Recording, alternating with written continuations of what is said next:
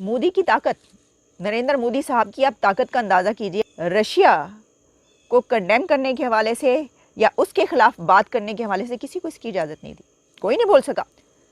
तो ये होती है ताकत, और इस वक्त पूरी दुनिया देख रही है। इंडिया जिस जगह पर इस वक्त पहुंच चुका है, तो उसको यूएनएससी की मेंबरशिप से ज़्यादा देर तक रोका नहीं जा सकता, क्योंकि इस वक्त हमारी जो सोशो इकनॉमिक जो सिचुएशन है वो इस तरह की है कि इस वक्त अगर हम ज़्यादा कश्मीर का शोर डालते हैं तो ऐसा न हो कि भारत पूरा पाकिस्तान ही ले डूबे।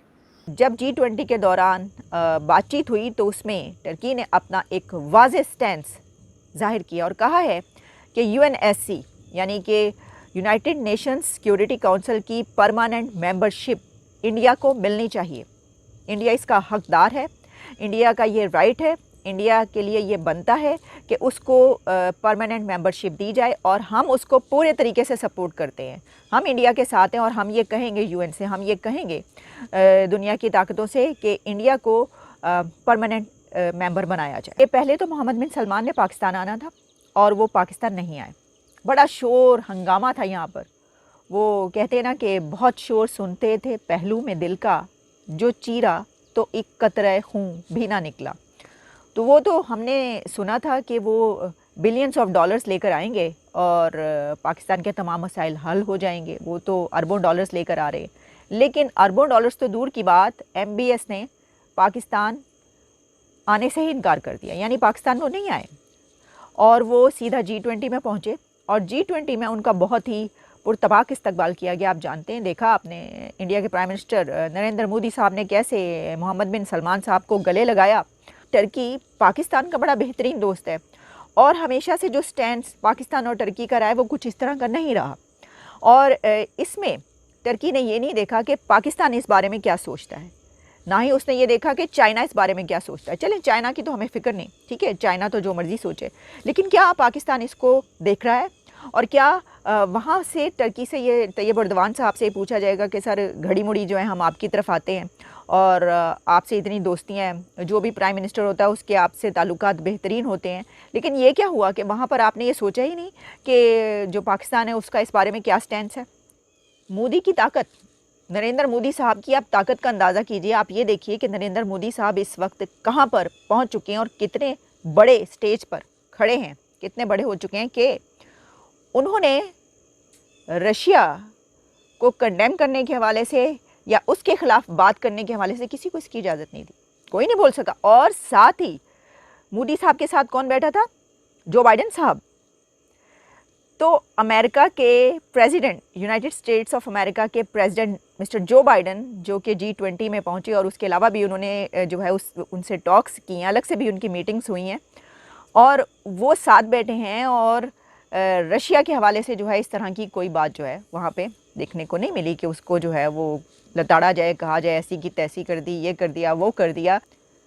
तो ये होती है ताकत, और इस वक्त पूरी दुनिया देख रही है कि कहाँ पहुँच चुका है इंडिया, भारत कहाँ पहुँच चुका है। आप उसको तस्लीम करें ना करें, आप उसको जैसे मर्जी देखें। देखिए, मसला ये है कि ये तो कोई मसाइल ही नहीं है, इशू ही नहीं है।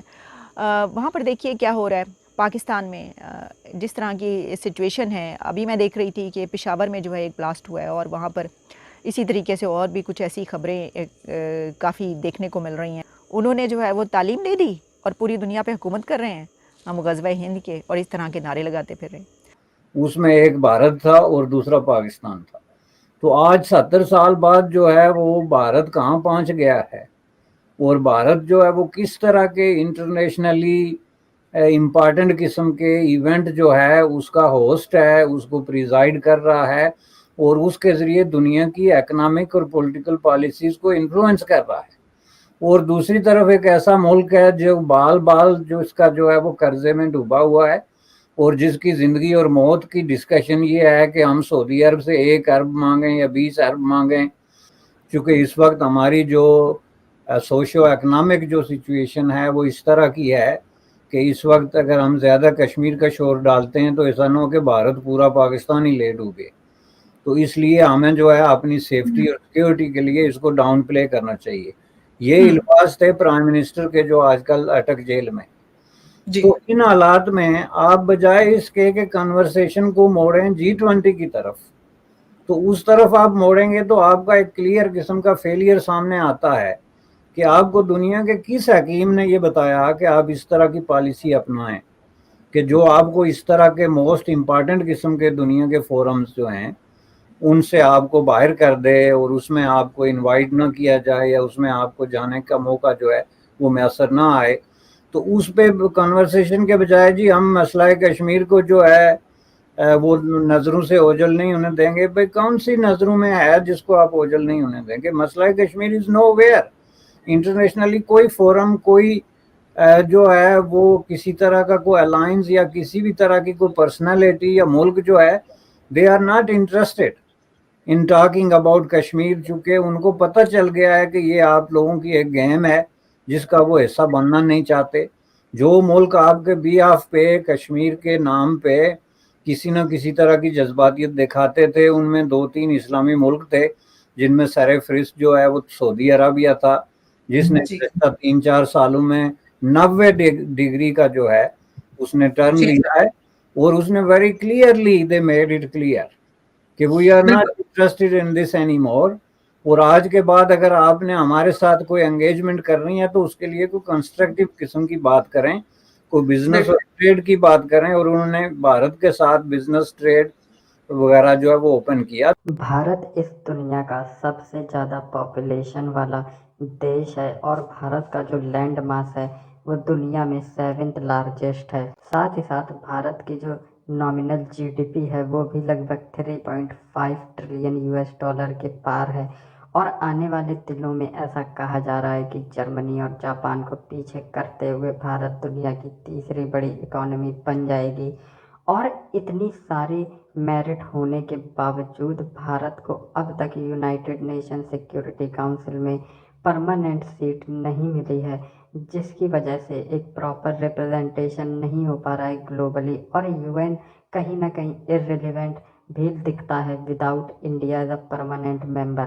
تو اسی پر اب خبریں تیز ہوئی ہیں کہ امریکہ نے سمرتھن کیا ہے انڈیا کا پرماننٹ سیٹ دی جائے UNSC میں. ساتھ ہی ساتھ سب سے چونکانے والا بیان دیا. ساتھ ہی ساتھ ترکی کے پریزیڈنٹ اردوان نے بھی بھارت کا سمرتھن کیا ہے UNSC کی پرماننٹ سیٹ کے لیے، جو کہ ایک شاکنگ خبر ہے کیونکہ اس کے پہلے ترکی پاکستان کی لائن ٹو کرتا تھا کشمیر مدعے پر. لیکن اب کہیں نہ کہیں جتنے بھی مسلم ملک ہیں جو پاکستان کو کشمیر مدعے پر سمرتھن دیتے تھے، اب ان سب نے اپنا ہاتھ پیچھے کھینچ لیا ہے، پھر وہ چاہے سعودی ہو، ترکی ہو، UAE ہو. کیونکہ اب ان کو سمجھ میں آ گیا ہے کہ جو کشمیر مدعا ہے وہ پاکستان کا ایک گیم ہے جس سے وہ جیو پولیٹیکل فائدے اٹھاتا ہے. ایکچولی میں ان کا کوئی انٹرسٹ نہیں ہے کشمیر میں، اور ان کی پاکستانی آرمی کا یہ مین موٹیو ہے کہ کشمیر مدعے کو گرم رکھیں گے تو ہمارا بھی ریلیونس بنا رہے گا. کیونکہ جو پاکستان کی آرمی ہے وہ بہت ہی زیادہ بڑی ہے، اور اتنی بڑی آرمی اتنے چھوٹے دیش کے لیے دنیا میں اور کہیں نہیں ہے. اب اتنی بڑی آرمی کے لیے بجٹ بھی زیادہ چاہیے ہوتا ہے، اور اگر کشمیر مدعا ختم ہو جاتا ہے تو پاکستانی آرمی کی ریلیونس بھی ختم ہو جائے گی کہ اتنی بڑی آرمی بنانے کی کیا ضرورت ہے جب کوئی خطرہ ہی نہیں ہے. لیکن آنے والے دنوں میں بہت ہی زیادہ پروبیبلٹی ہے کہ بھارت کو UNSC کی پرماننٹ سیٹ مل جائے.